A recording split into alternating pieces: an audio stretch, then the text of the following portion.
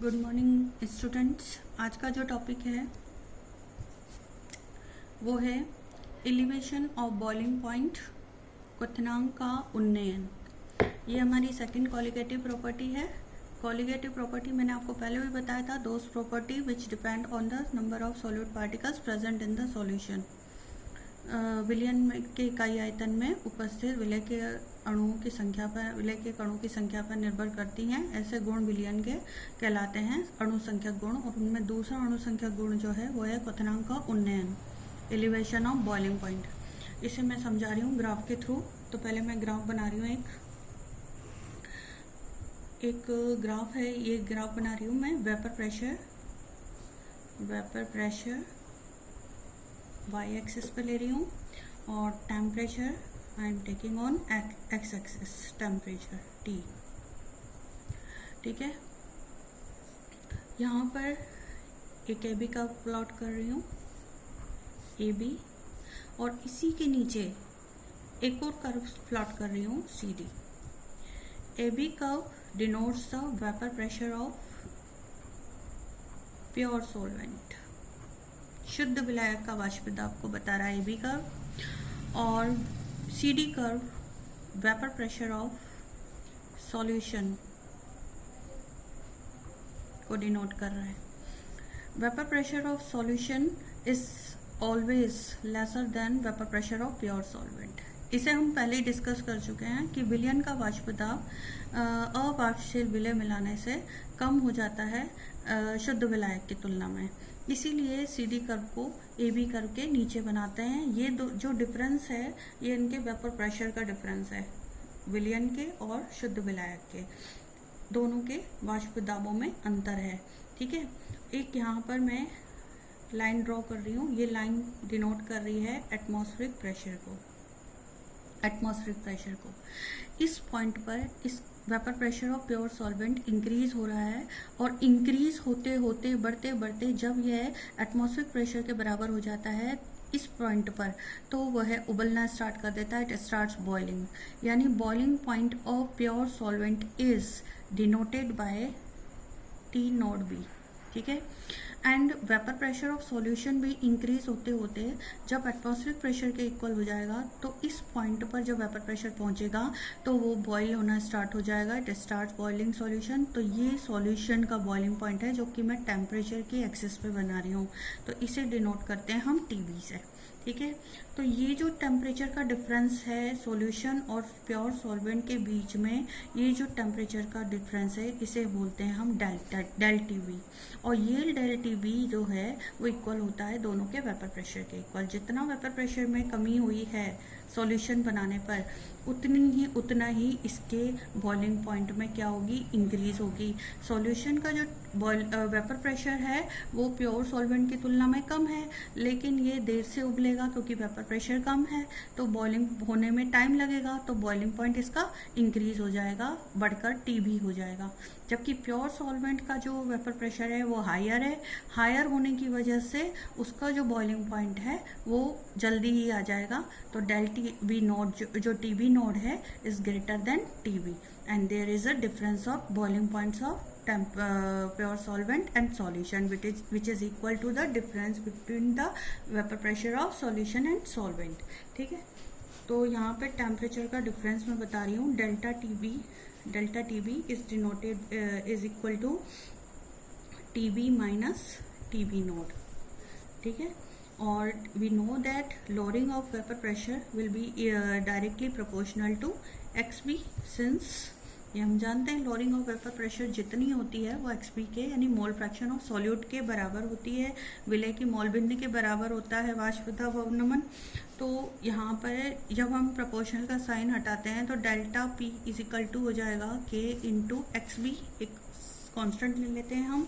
ठीक है, अब सिंस XB की वैल्यू भी हम जानते हैं, WB upon MB upon WA upon MA plus WB upon MB, correct. और WB वेरी डाइल्यूट सॉल्यूशन के लिए जो वैल्यू है ये नेग्लिजिबल हो जाएगी, नेग्लिजिबल, और नेग्लिजिबल होने की वजह से मतलब तनु विलयनों के लिए जो विलय की मात्रा है वो हम नेग्लिजिबल नगण्य मान रहे हैं।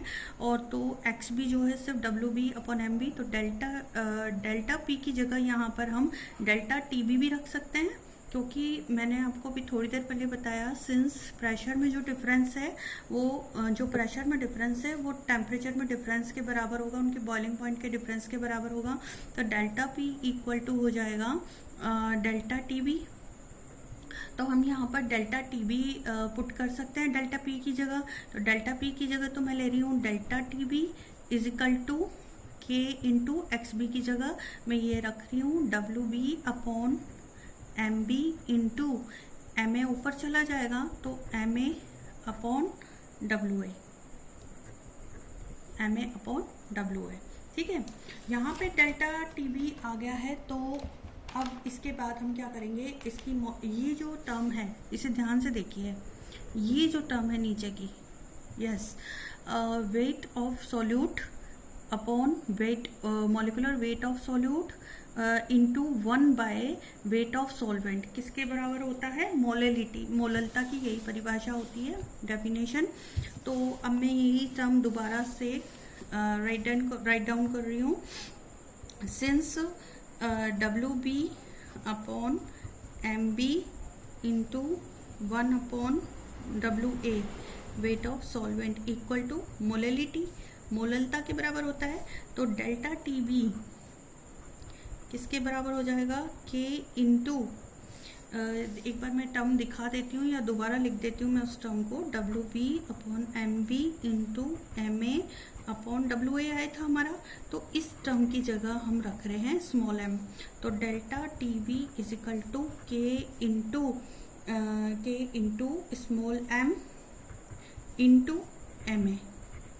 ठीक है, अब सिंस के इंटू एम ए बराबर होता है, इक्वल होता है, इसको हम एक नए स्थिरांक से डिनोट कर रही हूँ मैं, के बी से। के बी क्या है यहाँ पर, मोलल, हिंदी में से कहते हैं मोलल क्वथनांक उन्नयन स्थिरांक, और इंग्लिश में से कहते हैं molal elevation constant, molal elevation constant. ठीक है, तो ये हमारी वैल्यू आ जाएगी, के बी रख देते हैं हम यहाँ पर, इस के और एम ए की जगह हम रख देते हैं के बी। तो delta T B equal to K B into M, ये हमारा फाइनल फॉर्मूला निकला है जिससे कई न्यूमेरिकल सॉल्व होते हैं। This is very important formula. ठीक है, जहाँ पे delta T B is a difference between the boiling point of solution and pure solvent, K B is a molal elevation constant and M is molality, correct. और इसके base पर यदि हम m को वापस रखें तो delta T B equal to हो जाता है के बी इंटू स्मॉल m की जगह हम सिर्फ ओनली रख देते हैं इसकी value W B upon M B into W A, और 1000 से मल्टीप्लाई कर देते हैं यदि ग्राम में क्वेश्चन दे रखा है तो इससे हमारा मॉलिक्यूलर वेट ऑफ सॉल्यूट निकल जाएगा। एम बी की वैल्यू हो जाएगी equal to K B into W B into 1000 upon delta T B into W A. ये सूत्र या फॉर्मूले बहुत लॉन्ग हैं, लेकिन इसे डायरेक्टली भी लर्न करना पड़ता है क्योंकि कभी कभी न्यूमेरिकल जो है इस डायरेक्ट फॉर्मूले पे भी आ जाता है।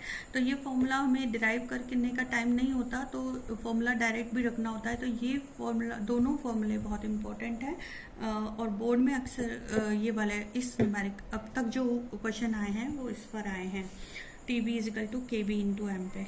ठीक है, अब एक न्यूमेरिकल कर लेते हैं इस पे। ठीक है, ये तो हमारा हो गया पूरा elevation of boiling point. I think अब एक क्वेश्चन करते हैं, छोटा सा क्वेश्चन है, बहुत डायरेक्ट वैल्यूज़ पुट करनी है, कुछ भी नहीं है। क्वेश्चन बड़े बड़े हैं लेकिन बहुत ही इजी हैं questions, direct values put up करनी है। बेंजीन का क्वथनांक यानी कि बॉइलिंग पॉइंट, मैं थोड़ा सा इंग्लिश में बता देती हूँ। Boiling point of benzene is 353.23। एक वाष्पशील विलेय यानी कि वोलेटाइल सॉल्यूट को यहाँ पर मिलाया है, ये सॉल्यूट हो गया वोलेटाइल सॉल्यूट। इसका कितना ग्राम ले रखा है 1.80, इसका बॉइलिंग पॉइंट 353.23 है। और बेंजीन जो कि हमारी यहाँ पर वाष्पशील विलेय सॉल्यूट तो ये हो गया, तो बेंजीन हमारा क्या हो गया, इसका 90 ग्राम लिया है। और बेंजीन यहाँ पे हम लिख लेते हैं सॉल्वेंट है, क्योंकि सॉल्वेंट में डिसॉल्व किया गया है। और इसका विलयन का जो यानी सॉल्यूशन का जो क्वथनांक है, बॉइलिंग पॉइंट है, वो इतना हो जाता है बढ़कर, पहले इतना था लेकिन बढ़कर इतना हो जाता है। तो इसके मोलर विलेय के मोलर द्रव्यमान की गणना करो, मतलब calculate the molar mass of solute. Okay, तो इसमें डायरेक्ट पहले फॉर्मूला रख देते हैं हम सॉल्यूशन में। M = KB into WB into 1000, अभी थोड़ी देर पहले लिखा था, delta TB point multiply by WA। अब देखो एक एक वैल्यू देखते हैं हम। डेल्टा TB जो है यहाँ पर एलिवेशन ऑफ कितना एलिवेशन हुआ, बॉइलिंग पॉइंट कितना बढ़ा, तो वो डेल्टा TB है। तो पहले इसका बॉइलिंग पॉइंट कितना था 353.323, जो कि बढ़कर 354.11 हो गया। तो हम माइनस कर देंगे 354.11 में से माइनस 353.23, तो ये लगभग बराबर आ जाएगा 2 इसको ये आ जाएगा करीब 0.88 के करीब, 0.88 है ना। अब इस वैल्यू को हम रख देते हैं, सारी वैल्यूज़ को weight of molar mass of solute निकालने जा रहे हैं ना हम। और KB इसमें दिया